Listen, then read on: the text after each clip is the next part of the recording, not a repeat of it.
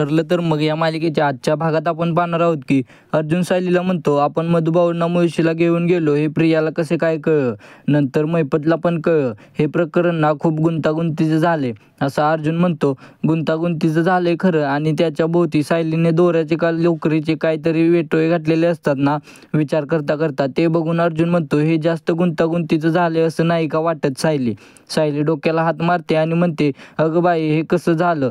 अर्जुन म्हणतो, होऊ द्यात जे झालं ते, पण त्या निमित्ताने माझी बायको जवळ आहे ना. सायली म्हणते, नको त्या वेळेला नको ते सुचतं तुम्हाला, पण घरातला गुंता आपला पटकन सुटला असता तरी बरं झालं असतं ना.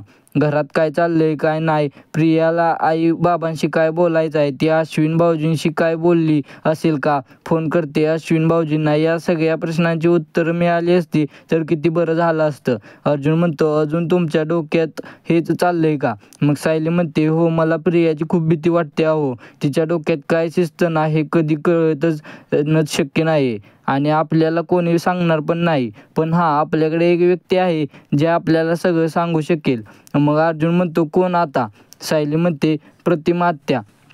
अहो आई बाबा त्यांच्याकडे चाललेत ना, मग आपण त्यांच्याकडे ते कारण विचारूया, प्रतिमा आत्या सांगतील ना आपल्याला. अर्जुन म्हणतो, करेक्ट, प्रतिमा आत्या आपल्यापासून काय लपवणार नाहीत. सायली म्हणते, मी लगेच फोन करते त्यांना. अर्जुन म्हणतो, तुम्ही फोन करा, तोपर्यंत मी रेडी होतो ऑफिससाठी.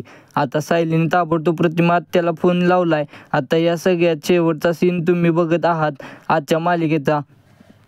तर बघा, सायली फोन करते प्रतिमा आत्याला. प्रतिमा आत्या म्हणतात, हा बोल ग सायली. सायली म्हणते, तिथे सगळं ठीक आहे ना प्रतिमा आत्या. आता आत्या म्हणतात, हो सगळं ठीक आहे. का ग काय झालं असं का विचारते. सायली म्हणते, अहो नाही आत्या, प्रियाचा फोन आला होता अश्विन भाऊजींना. ती त्यांना म्हणत होती की आई बाबा तुमच्या घरी येणार आहेत, ते काय खास कारण आहे का तिथे यायला. मग प्रतिमा आत्या म्हणतात, काय प्रताप कल्पना इथे येणार आहेत आमच्या घरी. पण अगं हे घरी नाही आहेत, पण तसं या दोघांना इथे यायला काय कारण लागणार, सहजच येणार असतील. सायली म्हणते, हो तसं मला तेच वाटतंय आत्या, पण सहजच येत असतील.